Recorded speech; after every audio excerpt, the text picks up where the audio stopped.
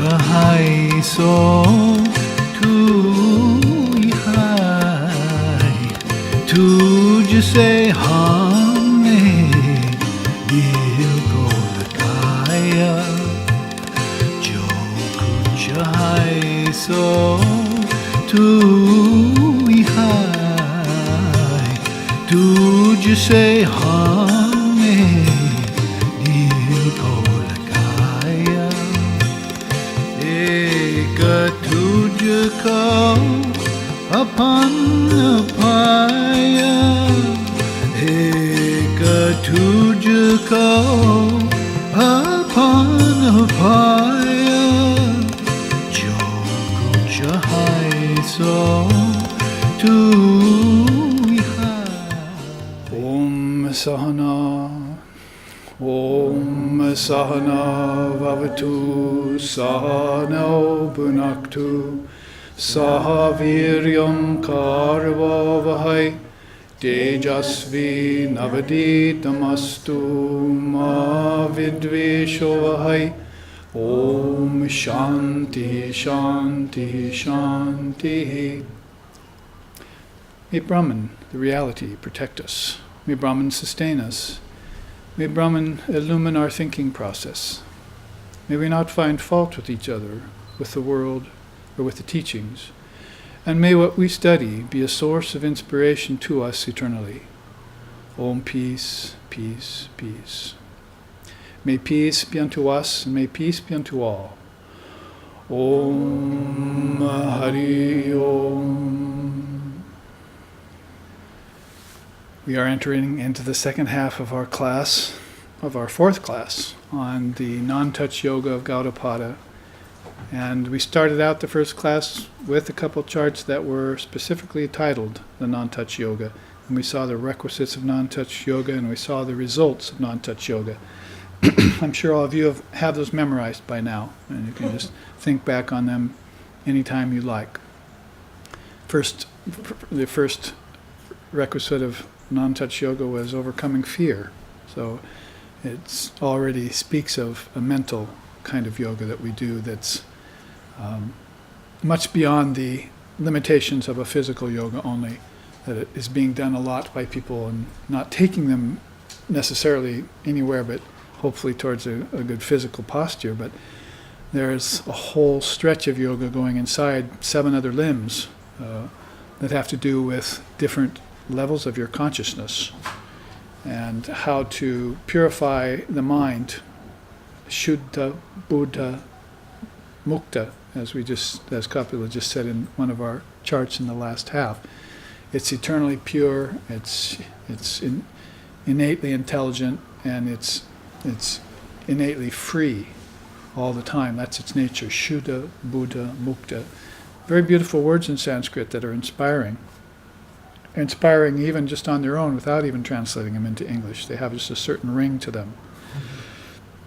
So we ended up in the first half, looking at the way Zen Buddhists might approach some of those very non-touch-like teachings that are transcendent, that are sublime, that are subtle. There's probably no other word in the English language like the word subtle. It just communicates so much to us. In other words, it's not gross. And by gross, we don't mean horrible or something. We mean just thick and dense, like matter is, like granite, like rocks, like boars and pigs and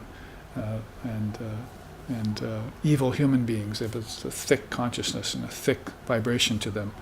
So if you get into the word subtle, then you begin getting into the areas of the mind. And you begin to understand what, if there is such a thing as transformation going on, it's happening there in the mind. And that transformation is an outward flow and it has an inward flow. And when it goes outward, it turns into objects and worlds. And when it goes inward, it turns into subtler worlds like dream worlds. And even so subtle that it becomes another good word in English, causal. Karana is the word in Sanskrit.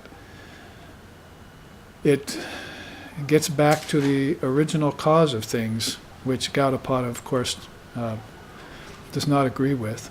He doesn't doesn't believe there's a creator, and he doesn't agree with those who think in terms of production or creation. He's just saying that's not tenable, and I can prove it to you.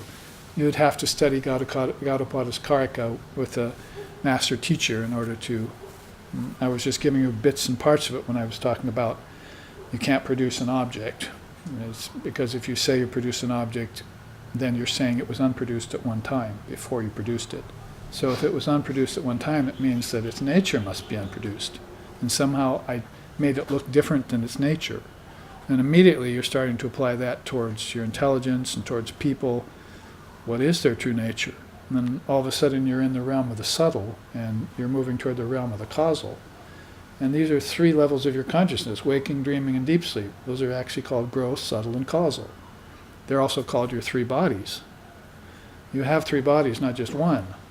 So even if you just took the very surface of the teaching, somebody wrote me a question today and says, why can't I get beyond just the surface of the teachings? You already have. By just hearing that you have 3 bodies gets you beyond the surface of most people's teachings. How deep do you want to go? Be satisfied with going that deep, and maybe meditate on that. You see, my 3 bodies. What is my subtle body? They tell me it's my mind, it's my karma, and it's things like that. Maybe I should meditate on that a while. And then maybe I can make my way toward karna, the cause of things. And I'll understand things like the great mind and unmanifested prakriti, as we were looking at in the first half, and Om, the word, which seems to be you can't get any more causal than that. It's actually called the uncaused cause, or the unstruck sound. The non-originated origin. So you have to put these contradictions together to help the mind digest teachings on the subtle level, and especially on the causal level. They're going to be suggestions, sort of like beautiful fragrances on the wind, see. They take your mind somewhere, like to a past lifetime or to a past experience in this lifetime. All of a sudden you're just there in an instant, aren't you? Oh, that smell reminds me of, you say. Well, there are also fragrances in the mind. They're called teachings. They will take you immediately into the subtle and into the causal. And the illumined seer and even the adept, the spiritual adept, is all about those subtle fragrances. They want to go to the aroma bank, you see, in their mind and just start sniffing, you see. And that's a trail of scents, you see, just like a bloodhound. That's where they get that idea of, the hound of heaven is on your trail in Christianity. You see. You can't run away from the hound of heaven. It will get you. It will find you. Like a bloodhound finds a escaped prisoner. There's no way that nose will not find you, because you're leaving behind a scent everywhere of your own. So this is something, anyway, along the introductory way of moving inward. And so I put up this chart here on your right, and the live streaming audience can see it too, that I wrote 2 Christmases ago. I put this together to sort of convey that idea of time and enlightenment.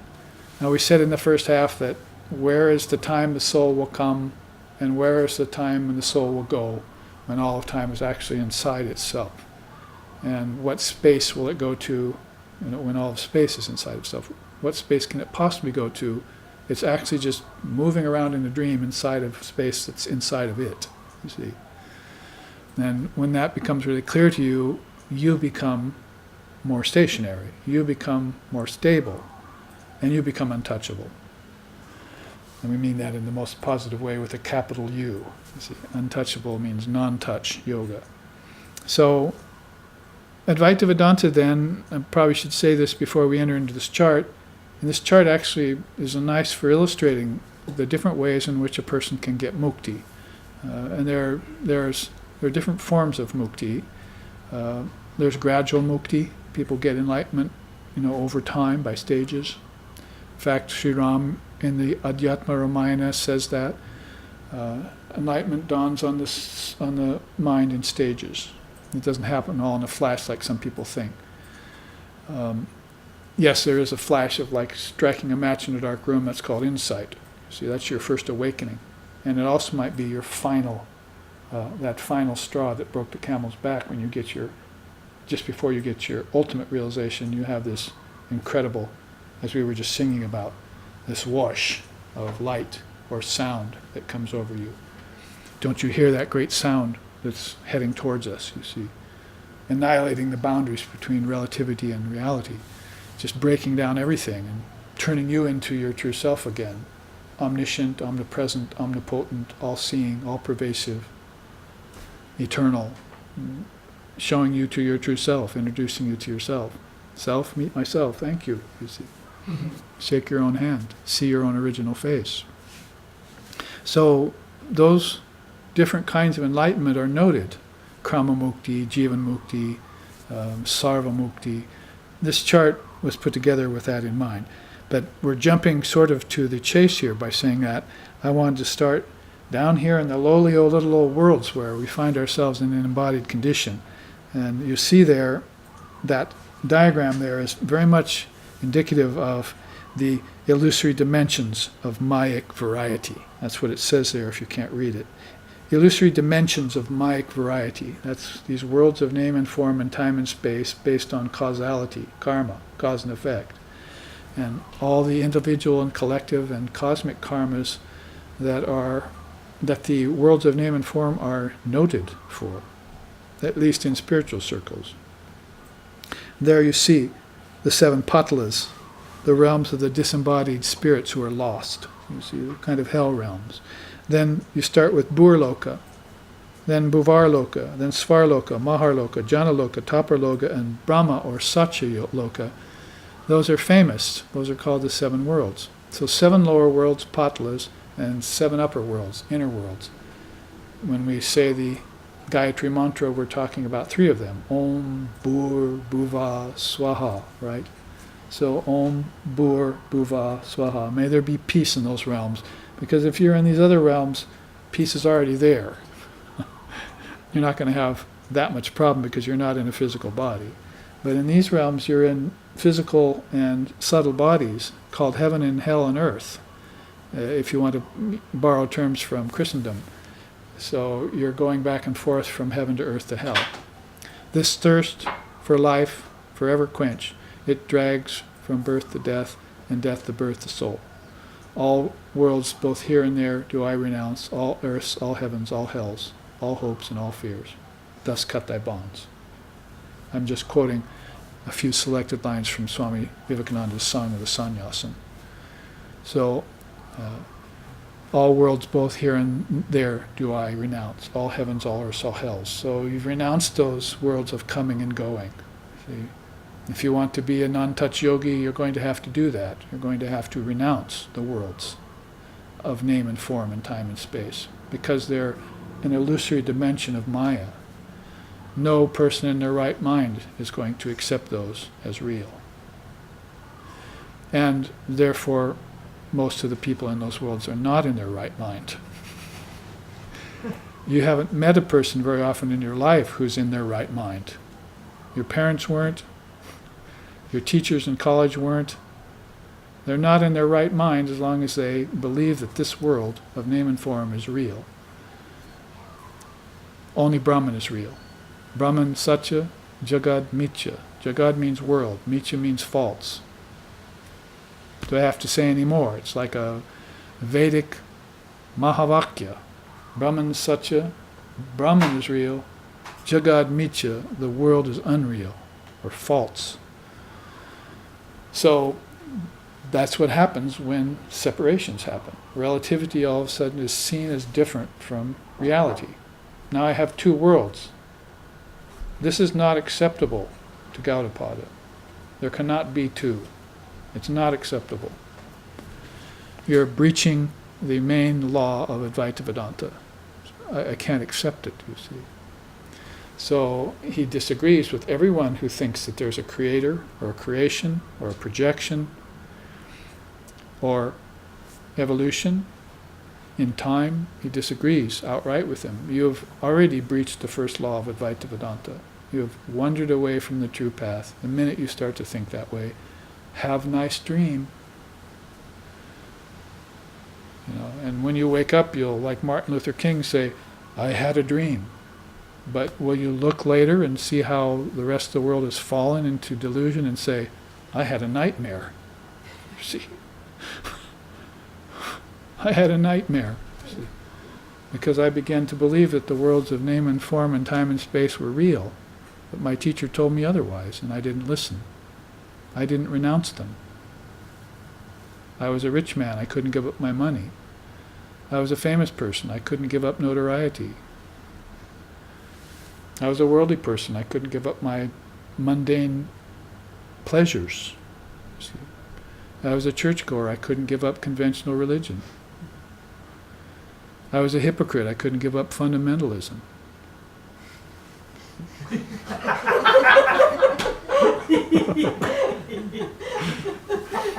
However it goes, you see, it's all about giving up. So, in order to know who you are, you have to know what you're not. So you're going to have to very carefully assess what I'm not. I'm not the body, I'm not the senses, I'm not the ego, I'm not the so forth and so on. Na.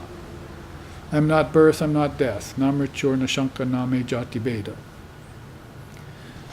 So onwards you go with that journey. And this journey is a journey that can slide up and down 7 worlds. Usually they say if you get beyond Bhur, Bhuva and Swahar, lokas, then you won't be embodied again. You won't have to come back to the physical world. These first 3 worlds are the realm of the ancestors and the realm of the humans, and they're changing places all the time.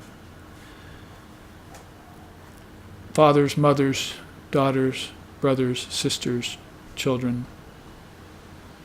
This is to throw the dice again, right? Who are you going to get for your brother? Who are you going to get for your parents? Who's going to be your beloved? Who are you going to marry? See, who are you going to call? So basically, this is to throw the dice, and it's random.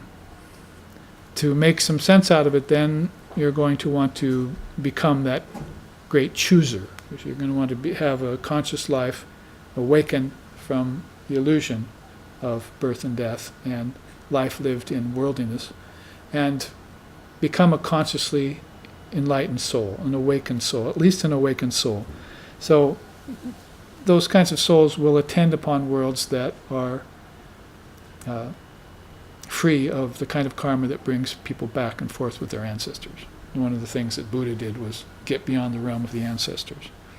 And by doing so, they can help the ancestors from a transcendent position, too. That's another thing that should be said. It's the same in this world as it is in other worlds, basically. If you can renounce your parents, if they're keeping you, holding you back, then you can come back later and help them. But you can't stay there and help them when you're both not enlightened. It's the blind leading the blind. And so a lot of people will have to assess, you see, and make that decision. Is that person holding me back? Are those parents holding me back? Should I worship my parents or should I renounce my parents?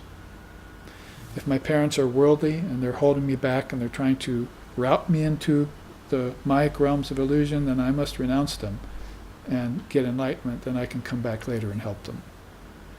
I can enlighten 7 generations, forward and backwards, of my ancestors if I get enlightened. That's how powerful enlightenment is. See? I will take them all up in this light with me, but I can't do it when I'm under the press of ignorance, like they are. Misery loves company.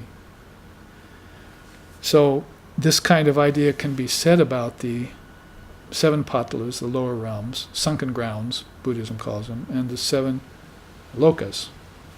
And so I wanted to put that here and show how they're all connected to a kind of attachment to name and form. Some sort of form is persisting in them. That's why it's Maya. There's a denser lower Maya, there's a middling Maya, and there's a higher Maya, no doubt. But there's still attachment to form there. For instance, the gods and goddesses, why are they still taking forms? Why aren't they, if they're such great beings, why aren't they just dissolving into Brahman? Because they still have that penchant for domination over others, for overseership, for overlordship, see, with thousands of people under their influence. that is a desire in them. So they become gods and goddesses. Occasionally one will manifest here on earth and you'll have a great soul, you see. But that soul, you'll see, is usually attended with a very strong desire, thirst for power. And they'll want to bring people together under that power to do various things, good, bad, and mixed. It happens not only in the political arena, but in the spiritual worlds too. In religion, you might have noticed, popes will actually put on armor and go to war. It's happened. So this is a very highly evolved being who has attended a higher world, but still has a strong desire, penchant to come back and manipulate form. They're called prakriti layas. They like to play with nature. But when you see the great souls, they like to renounce nature. They like to be beyond form. And that is non-touch yoga. They don't have any desire for it anymore. They saw through it in one fell swoop. And they saw the superiority of just being transcendent, of being peaceful. The great peace, you see. These two kinds of great peace, as we said right there in the Zen Buddhist teaching, you see. Jakujo and Dai Anjin, complete inner peace and great peace of mind.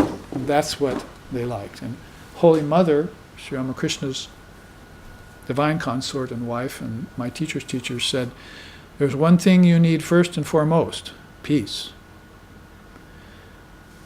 My teacher said from the podium one day, he had an ashram in Oregon, he said, those who want God get peace, and those who want the world get Rolls Royces. So it shows up, you see, in the desire of a person. So those beings who are wanting God and nothing but God, you know, they want to say and speak and know nothing, the whole truth and nothing but the truth. They want to go before the Advaitic judge and say that, you see, and put their hand on the great non-dual scriptures and say, I will speak nothing but the truth, the whole truth and nothing but the truth, you see. So that is a very, very high pledge in them, and it takes them beyond the worlds. All worlds of name and form, it takes them beyond. They are formless. No birth, no death, na mrityu, na shanka. And great divine couples come back in that way. They'll couple up outside the body, and they'll come back as great couples. Like, for instance, the two most ancient we know probably are Sita and Rama. Sarva mangalam koshalendriya mahaniya gunabdaye Chakravarti Anujaya Sarva Bhaumaya Mangalam Shri Sita Ramachandra Shri Sita Ramachandra Shri Sita Ramachandra Shri Sita Ramachandra Shri Sita Ramachandra Shri Sita Ramachandra Shri Sita Ramachandra Shri Sita Ramachandra. So great songs, great stotrams, great verses have been composed about these great beings who have renounced the world, but will yet still come back. So this chart is really about that kind of journey, how a person works his way out of the illusion of death, out of the illusion of finitude, into the great reality which is infinity. You see. They work their way out of the illusion of death, out of the illusion of finitude. So they start out saying, none of that is real. It's not like I'm going from the unreal to the real. I'm going from relativity to reality. It's not like that. It's that there is only reality, I'm in it, and I have to realize it. Unreality doesn't even play a part in it. If you studied the Gita, Krishna right off the bat says, the unreal never is. The real never ceases to be. Have you ever heard it put more cogently? The unreal never is. The real never ceases to be. Perfect koan in the Gita, you see. Perfect Mahavakya from Sri Krishna's lips. He doesn't start out from the unreal. He doesn't go from falsehood to truth. He may go from lower truth to higher truth, you see, and beyond truth into non-dual truth. But even that is just a passage of the soul in a dream. There is no transformation in Brahman. There is no birth for Brahman. No death for Brahman. And guess what? All is Brahman.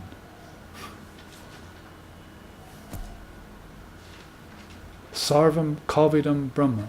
All is Brahman. That's why I have to take the internal and the external and render them into one state, because I began to believe in separations. I began to believe in twos. What nonsense. Let the twos persist as play, but I should always know that they're a play. They're apparent. They're non-actual. They're illusory. They're dreamlike. They're ephemeral. They're transitory. They're unreal. I'm running out of words.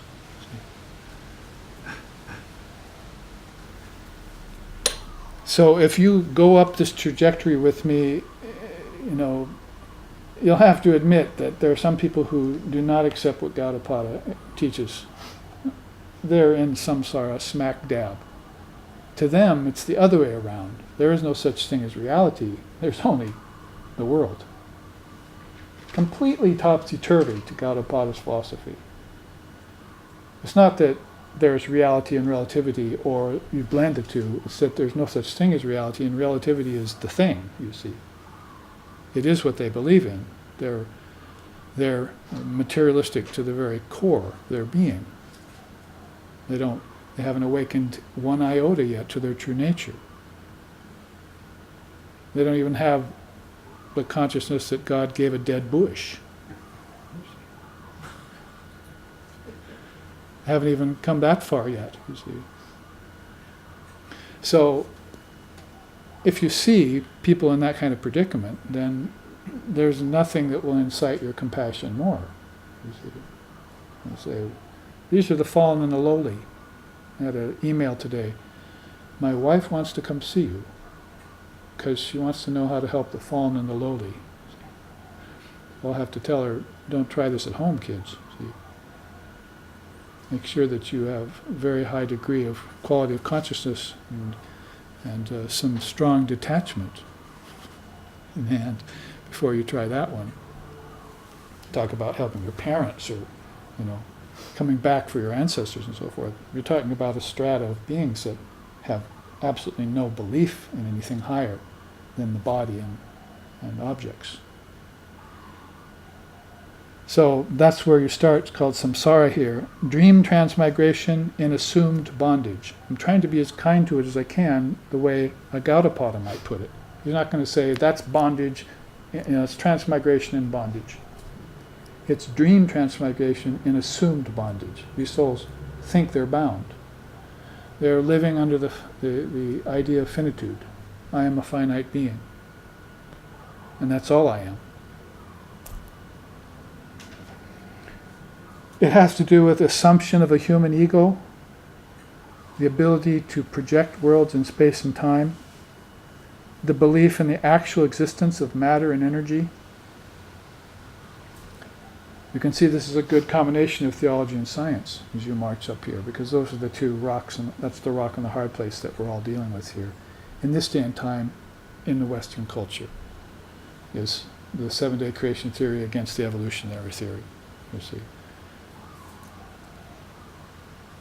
So, when you talk about belief in the actual existence of matter and energy, then you're not listening to your quantum physicists, evidently, who are telling you that, in so many words, that all of this is just vibrating particles.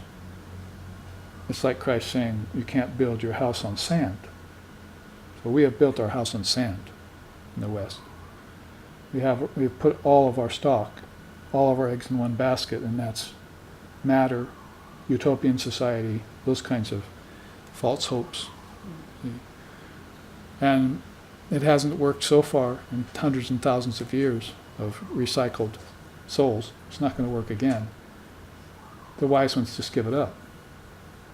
It's not real. You can't attach yourself to an illusion. It's like getting water from a mirage in the desert. Are you that daft? Are you going to go talk to the son of a barren woman tomorrow? See, the unreal never is. The real never ceases to be, but there are people who are creating unreal things and believing in them. And they're also trying to foist that belief on you. They're called parents, school teachers, society, politicians, businessmen, all out of their mind. See? But I'm crazy with love for divine reality. See? They told that about Sri Ramakrishna. He says, just, people cried jugs of tears for ephemeral things, for house and money, wife and kids. Nobody cries one tear for God. If you were to cry one tear for your own freedom, to be free from all of that, to actually have an insight that all of that is unreal and I must transcend it in this very life, and this is my chance, because this is when I get to hear the teachings. I have come to the Dharma. All I need to do is put that Dharma in practice. That's all. If you've come to the Dharma, you've transcended morals and ethics. See? And now all I need to do is take that Dharma and practice it. And Asparsha Yoga and other Advaitic yogas have practice to them. They're called Advaita Vedanta Sadhana.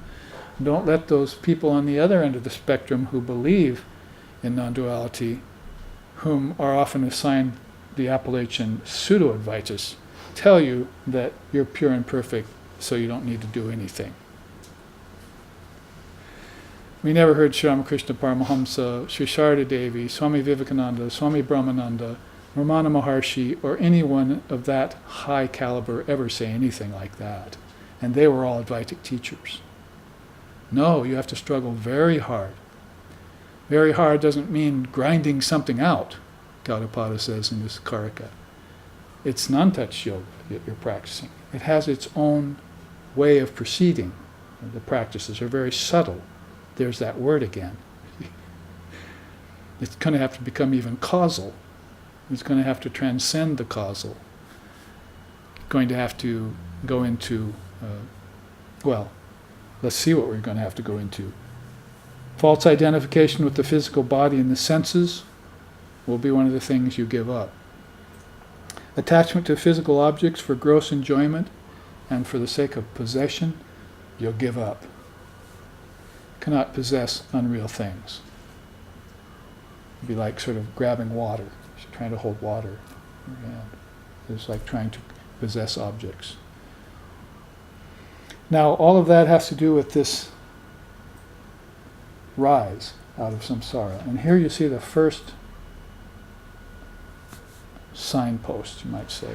The first level of mukti is called krama mukti. You're actually, if you have gotten over these things, you are actually at the level of krama mukti. There you see the Christ there.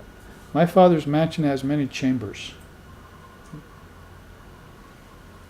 So these chambers are here, all the worlds of name and form and time and space. And you can knock around them for a long time. But that being who has the unique penchant for getting free, for getting moksha, for developing mumukshutvam, if you know what I mean, an authentic desire to be free is very rare. Freedom itself is even rarer, but an authentic desire to be free is rare too. And that's really what you're after. And that's what peace of mind will give you. If you first get peace of mind, then the great peace of mind will follow, as the Zen Buddhist teaching told us, you see. So first get that inner peace, and then the great peace of mind is coming upon you soon. And that's going to make you fit for this non-dual experience. If you move up here from krama mukti, then you see a whole other list of steps or stages. First, you observe morals and ethics. They'll take you as far as they can go. Then, the pursuit of rational and practical mind. That is, if you're off your rocker a little bit, see, if you're out of your mind, if you've been made deluded by society and upbringing and emotional problems and bad karmas and samskaras from past lifetimes, you're going to want to develop a practical mind that proceeds in that way. See, it has to proceed through rationale. Then you gain holy company and you adhere to the Dharma. We even sing that. They say, Satsangatve nisangatvam, nisangatve nirmohatve nishchalitatvam, nishchalitatve jivan mukti. From satsang, from holy company, you get satsangatvam, satsangatve, you get freedom from delusion, nirmohatvam. And from nirmohatvam you get nishchalitatvam, great resolve. And from great resolve you get jivan mukti. That's right, here. See? So, Bhaja Govindam, Bhaja Govindam, Bhaja Govindam Mudamate, Samprapte Sanihite Kare, Nahi Nahi Rakshati Dukrin Karine, Bhaja Govindam.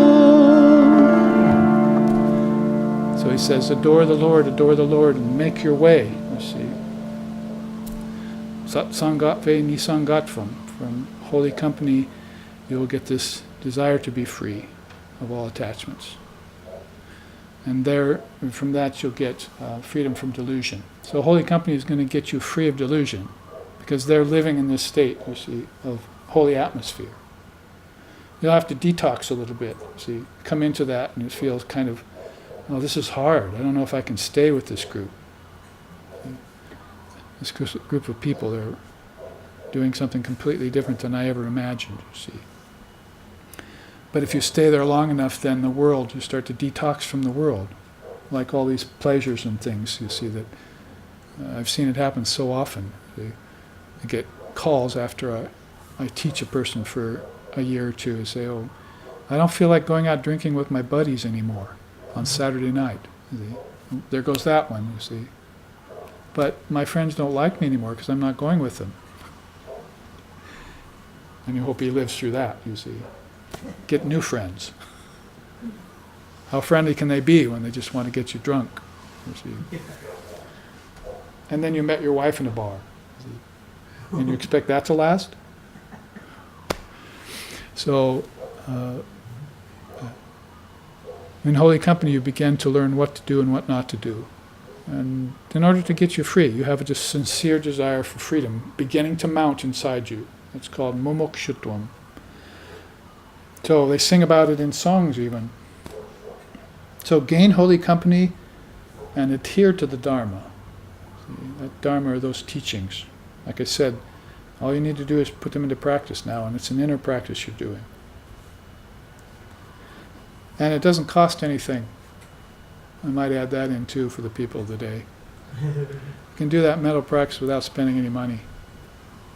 Can't do that with a physical practice.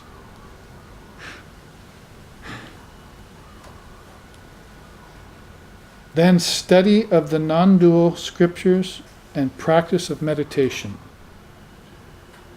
Now you're reaching a very high echelon of spirituality. So that's when things really start getting subtle, even causal. Meditation will put you eventually into experiences of the formless. At first you need friends in high places, as we were saying this morning. So you're going to pick an ishtam. You're going to meditate on that ishtam. See? And then with that help, you will begin to have formless experiences. The ishtam will be a gateway, a doorway that will open every once in a while, like a window into formlessness. And it'll also be a help to get back into form. You see, you'll go in and out of that form. It'll be your protection. It's classic Vedanta meditation. I've heard it from some very evolved beings, that they finally had visions of their ishtam inside that conducted them into the realm of formlessness and conducted them back out into the realm of form. And hell, you do it every night anyway in deep sleep. You go from waking to dreaming to deep sleep. You are going through that same portal of form and formlessness. But with meditation and a great soul, you're doing it consciously and with a guide who knows the terrain. So talk about rational and practical mind. Yes, you're going to need that in order to recognize that you need these things. You need these. These aren't crutches. These are aids. And you need aids along the spiritual path. You're not called a razor's edge for nothing. People fall off it all the time. And never to return for lifetimes. They fall back into these lower worlds. What do you think your ancestors are? They're just playing with nature. But you're done with nature. Let nature be as it is. It's beautiful from a distance. See?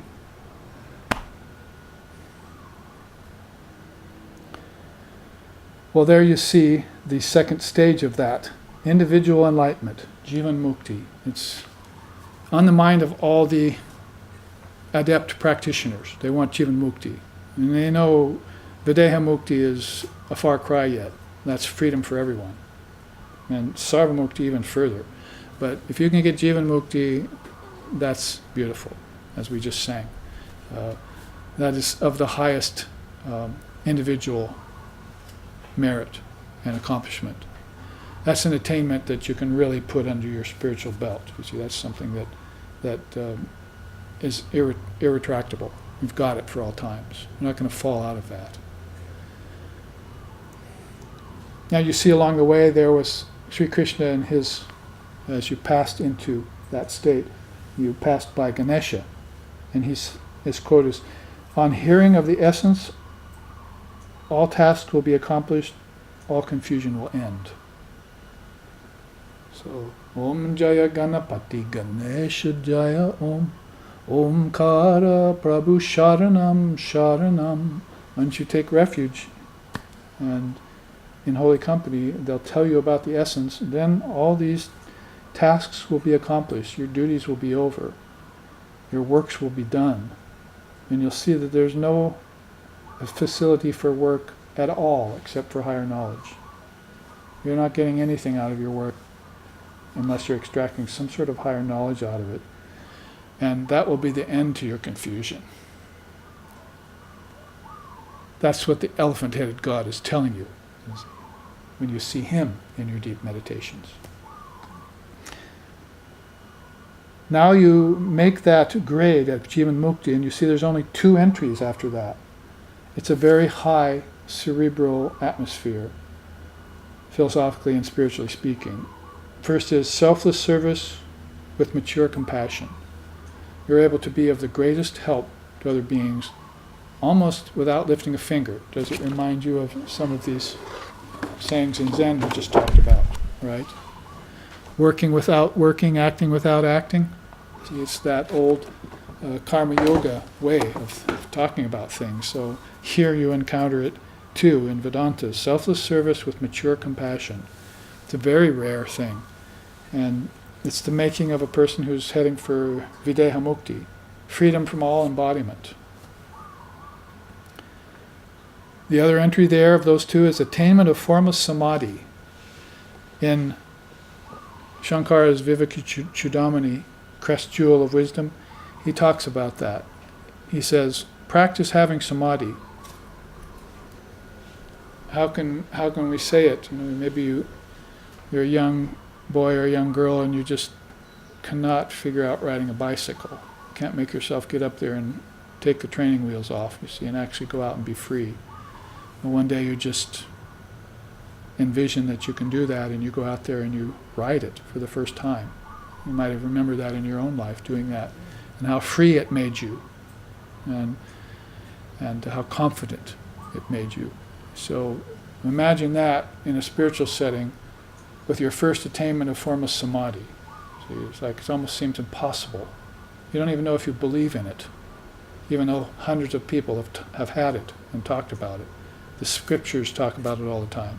It's one of the highest of all attainments in spiritual life, but you keep falling back from it. See, you maybe can have some experiences of devotional level of samadhi or wisdom samadhis, but those aren't formless.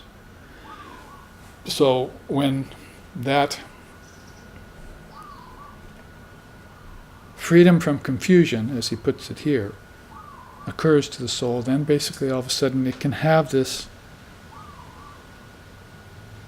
accessibility to formless samadhi. It becomes a possibility, and you begin to nibble on that. You begin to have little glimpses of formless reality. Light, or sound, jyoti, or nada. See, nada Brahma, this is the path of sound, and it sweeps you up in it. It's like we just sang, Sharada Ramakrishna Name Bande Keche Rebai, sweeps you into it like a great flood coming at you. It's like a sound rushing at you. Where to go from there? Well, we just passed Sri Krishna, and he says, the holy ones worship me, for they would stay clear of the joyless, transient worlds. Even being in some of these higher worlds, you still believe in worlds, don't you? And you still believe that you're a form in those worlds. They might be high heavens, they might even be beyond high heavens. But like the gods and goddesses, you're taking on form, and you're living in this cosmic idea of a created world. Gaudapada can't accept that. No such thing. What kind of a dream is that? It's a very high, refined dream. So I have to break through that barrier, you see, if I want the formless samadhi. That's why that was so important to that. Formless samadhi was so important to that level. So Krishna says, they worship me, for they would stay clear of the joyless, transient worlds. Sanskrit is asukam anicham loka. It's one of my favorite sayings in the Gita, so I can remember that. See? Joyless, asukam. It doesn't have any sukha in it, happiness. Anicham. It doesn't have anything eternal in it. It's transient. Anicham asukam lokam. Lokam worlds. Why would you come up with a saying like that and try and teach it to your devotees? Do you want to delude them? Do you want to deceive them? What would be the point of that? You're giving them a very sobering teaching, you see. Is that just for fun? Just because, you want to have a little evil fun? Play a prank on souls? Or are you actually coming back and saying, this world is asukam anityam. It's non-eternal, it's transient, and it's joyless in the end. It doesn't have any substance to it. Sri Ramakrishna said, there's a little fruit in India called hog plum. It's all pit and no skin. That's the world. And he says, the little skin there is there, if you peel off and eat it, gives you indigestion. This is how a great soul like Sri Ramakrishna Paramahamsa is describing your world to you. So from Krishna to Ramakrishna, which is thousands and thousands of years, you see, you've got these two bookends telling you this is a joyless, transient place. Don't fall into the illusion that this is your oyster, or that this is going to fulfill you in the end. We haven't found that to be the case. And we means a whole host of illumined souls that have transcended that very joyless, transient world. We have gone beyond the lokas. And this is how we did it. See? From lower truth to higher truth. From lower mukti to middling mukti to higher mukti. Freedom. See? Got to start out. Make a journey. So there at Videha Mukti you see that there's one more pitch. Isn't that what they call it when you have that final hike up the last slope of the great mountain? One more pitch, you see. And basically that is, these two things are there.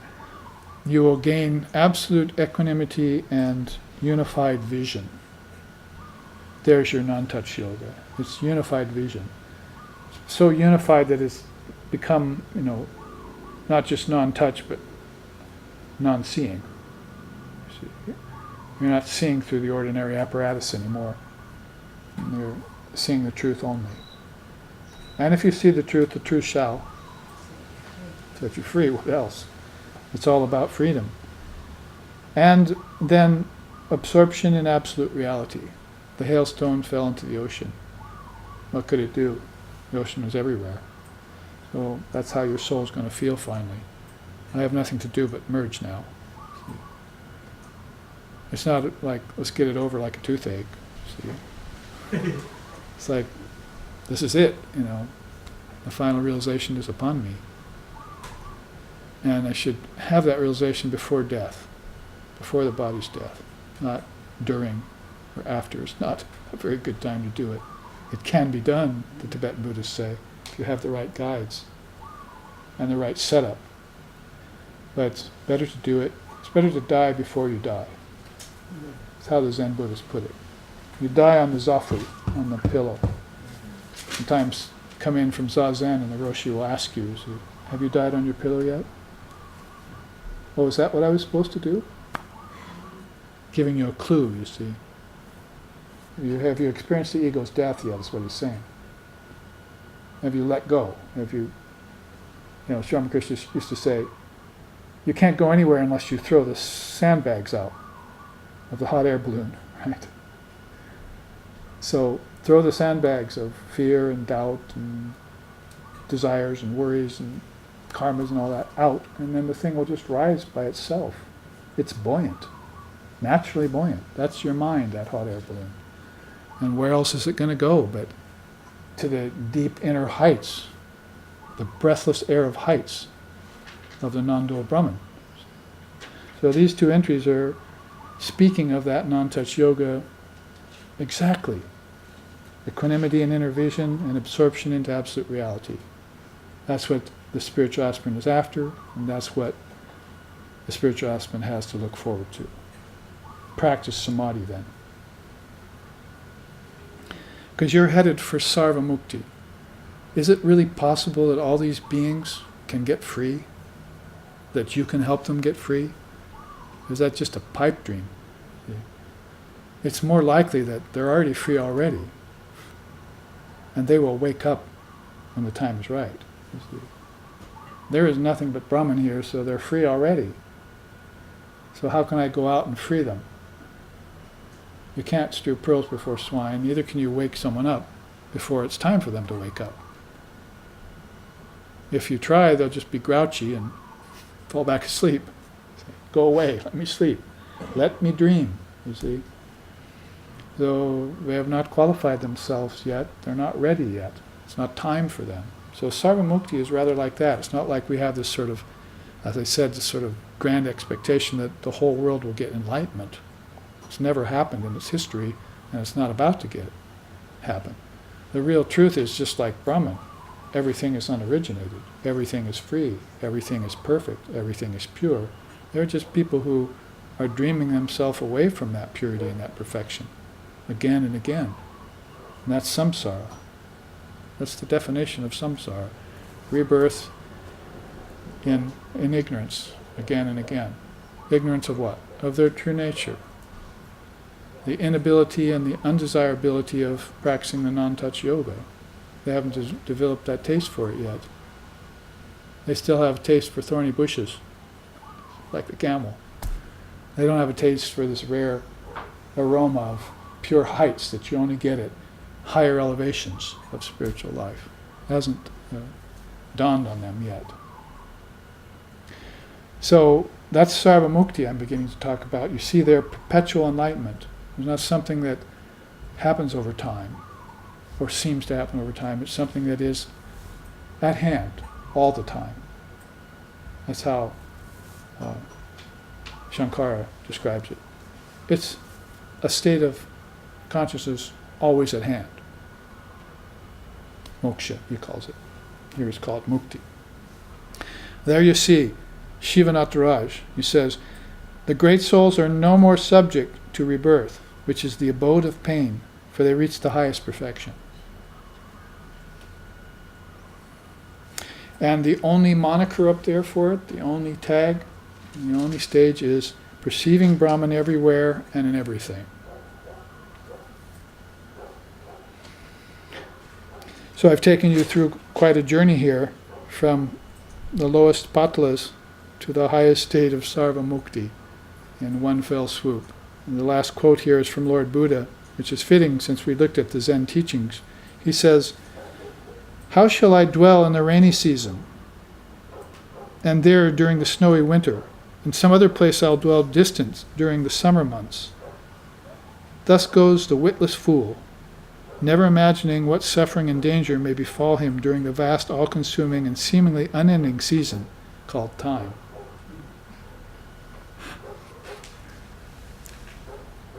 It's like the English when they went to India. Oh, we'll go up to Darjeeling or we'll go up to Delhi and we'll camp out up there in the hot summer months, and then when it gets cooler we'll come down to Calcutta and the plains and so forth. So the witless fool, thinking the world is real. I'll go here in the rainy season. When it gets hot, I'll go there to the Himalayas. When it comes cooler, I'll come down to the lowlands. Never thinking about this all-consuming season called time. Very well thought. Buddha saw this from his pinnacle, you see, down in the lower valleys of samsara, looking at poor souls down there. It's all out of the Dhammapada, Lord Buddha's own sayings. So this is a journey in that illusion called time, and for that state that's ever at hand called enlightenment. What is enlightenment? It's what I chanted at the beginning of this class. Vedanta Siddhanta Nirukte Esha Brahmaiva Jivaham Sakalam Jagatcha. Basically, the final conclusion of Vedanta that all is Brahman, and living in constant recognition of it is what's called enlightenment. So we don't need to ask the question anymore. We just need to recognize that all of this is Brahman and that we are in enlightenment all the time. And the eternal and the external need to be rendered into one thing. Relativity and reality have to be returned to their original state of non-duality, which is non-touch yoga. It's this very unique yoga that Gaudapada brings us. And I hope this will all generate in you some appreciation for and some anticipation, as I was saying earlier, to take up one of our retreats when we study the Gaudapada's Karika. It's very, very specific non-duality, and you get very deep into some very specific teachings that only Gaudapada can relate to. Now, let's look at this chart now on my right in the final minutes, because in accordance with this journey we just took, here's another way of talking about it as that journey happens in the mind. It's a teaching out of the Gita called the Four Plateaus of Approaching Brahman. So those who are fitted for the Brahman state, as Krishna said, I mentioned his words in the first half, means they do not afflict the world and the world cannot afflict them, right? So they're living in that state of non-touch yoga. They're impervious to such suggestions as affliction and violence and so forth. They won't commit that act, nor will they accept those acts committed against them, because they will simply transcend them. They're not attached to anything, therefore it's easy for them to do. So in that same way, these plateaus of approaching Brahman are seen. We have to start there with this idea of fixing the mind and its thoughts upon reality alone. Dan nur grahitva upanishadam mahastram sharam hupasanashita sanjayita ayamya tad bhavaktena cetasa laksham tarevaksharam somya vidhi.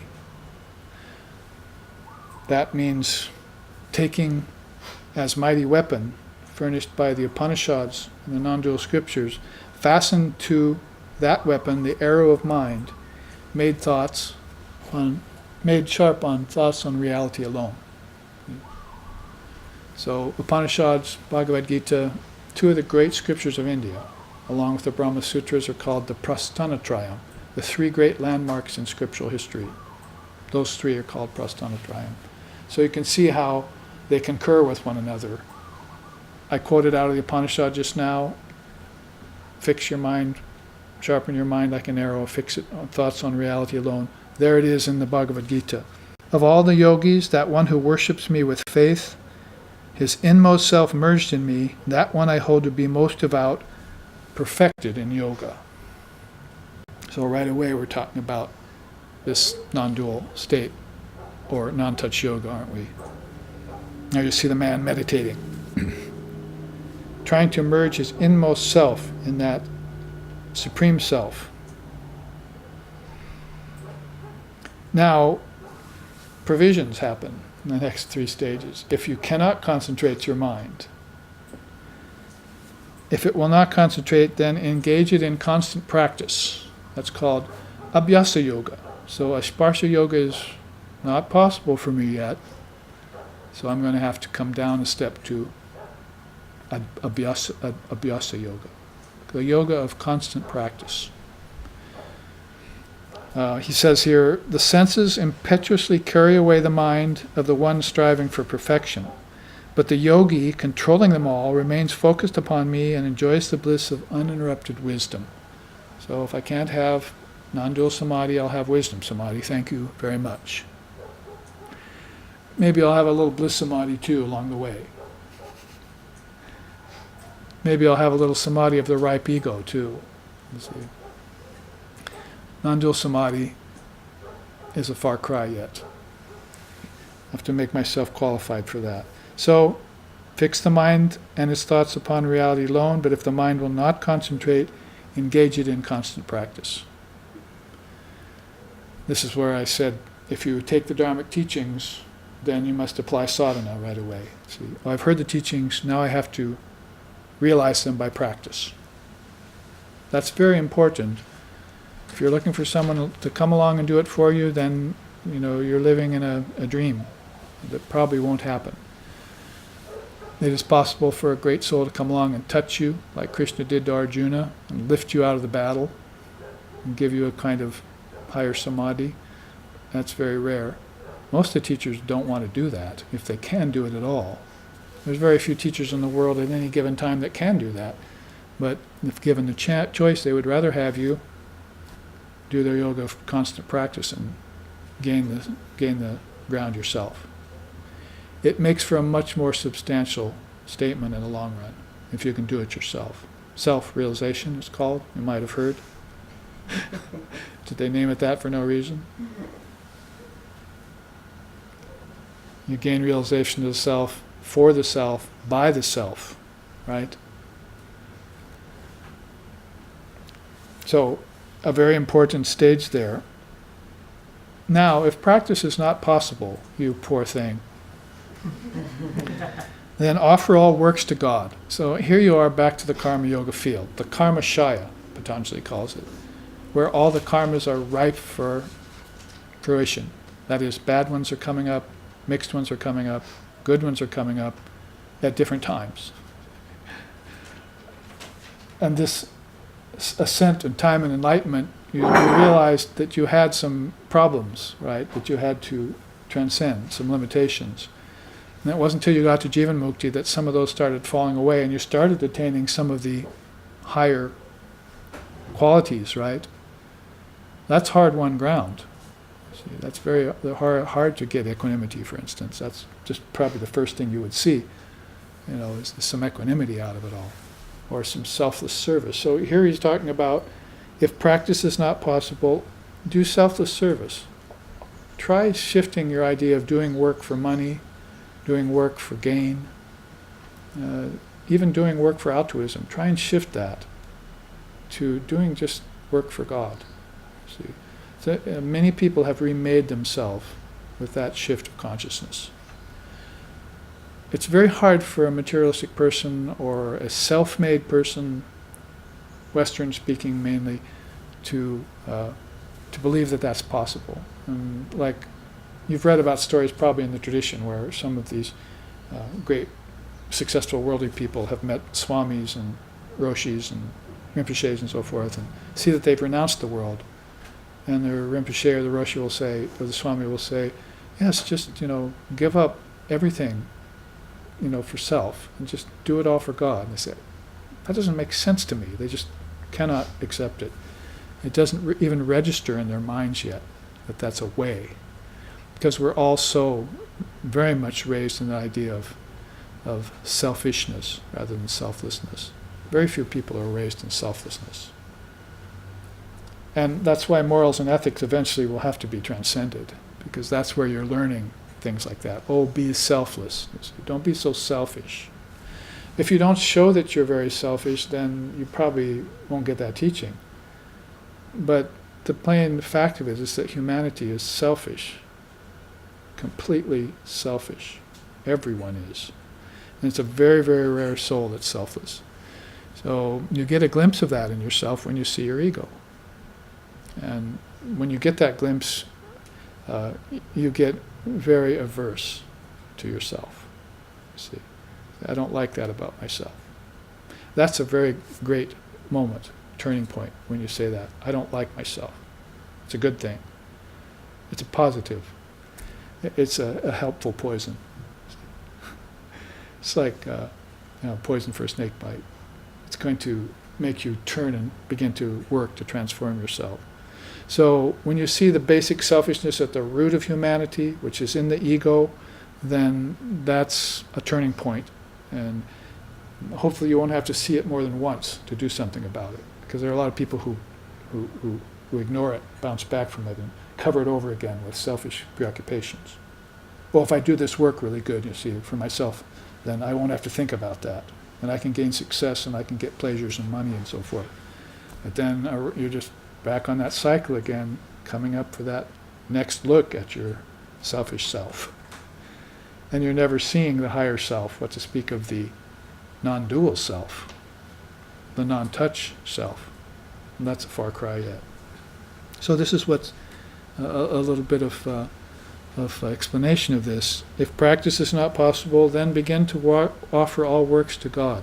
He says here, the yogi, abandoning all attachment, performs work with body, mind, intellect, and senses for self-purification alone, and being untainted, dedicates all thoughts, works, and deeds selflessly to Brahman. There's non-touch yoga in action in karma yoga. See? That's a sparsha yoga and karma yoga. You see what he says here? Being untainted. So that's untouched. You touch something, you taint it. You got skin cells on it, dead skin cells, oils, germs from your finger. You touch something, you taint it. See? So the soul cannot be touched. So it cannot be tainted. See? Ever. Simply, it won't be tainted because you can't touch it. Simply put, you see. So this can be attained through karma yoga, done in the right way. You do have to, in that particular level of pathway, you're all going to have to make that very definitive shift from doing works for yourself and others, even altruism, to a definitive shift to doing works only for God. People and humanity leave the equation. You do not serve humanity because if you serve humanity, they tend to stay human. You serve God and humanity because if you serve God and humanity, the human will turn divine. That's as clear as it can be put, basically borrowed as a paraphrase from Swami Vivekananda. You do not serve man as man, you serve man as God. Because when he or she feels you serving the God in man, first gets a little bit miffed. What about me? What about my personality? Aren't you serving me? See? No, I'm not serving you. Get out of the way. See? Move aside. See? And then they get the idea, oh, he's seeing something in me, that's divine. Maybe it's there. Maybe it's actually there. And unless the person is a complete spiritual ego and goes the other direction with it, then they begin to become selfless too. So, but if you serve them as human, guess what? You've seen it in movies all the time. Whole cultures go through hell. And as soon as they get through hell and they get miraculously saved, back to drinking, back to smoking, back to drugs, back to carousing, back to pleasures, back to karma. Do any of them, when they get saved from a horrible situation, ever go back to Brahman? Do they ever seek the highest, having learned their lesson? Or they think that that's over and done with and they won't have to suffer anymore? Suffering is the first noble truth. One of the greatest spiritual beings of all time said it. cannot doubt a Buddha when he says something like that, unless you're just addled.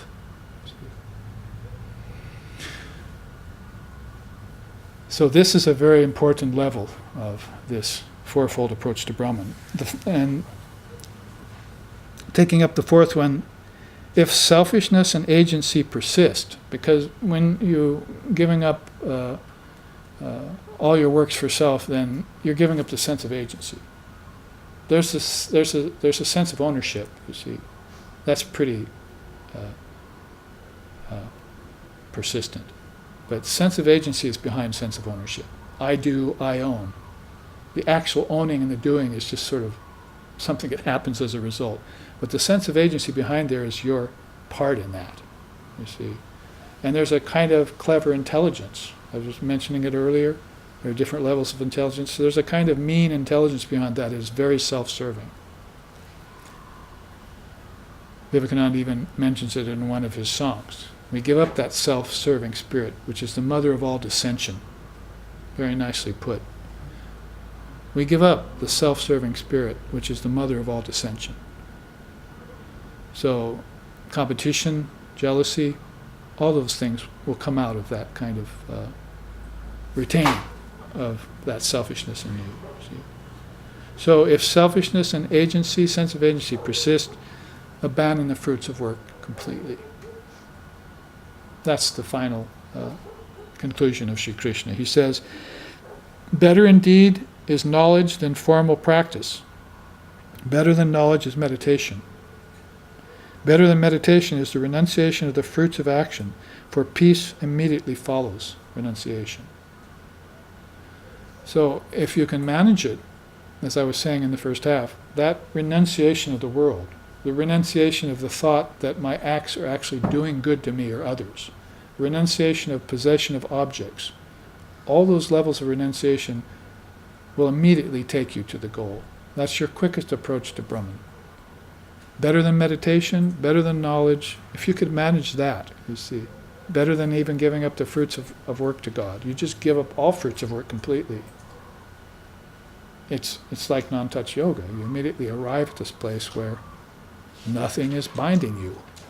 Nothing is worrying you. You're not brooding about anything. It's like immediate freedom. It's like someone came up and handed you freedom on a platter. Oh, thank you. And the minute you touched it, you see, you were free forever. The Midas touch. Only it wasn't with the ore of gold. It was with the gold of consciousness. It was the goldness of gold. It was the silverness of silver. It was the manliness of man. It was the womanliness in women. It was the essence in everything, as Vivekananda puts it. So, this has been the 4 plateaus of approaching Brahman to show you in sort of a nutshell, slimmed down, concentrated form of this journey of time and enlightenment that we took in this second half.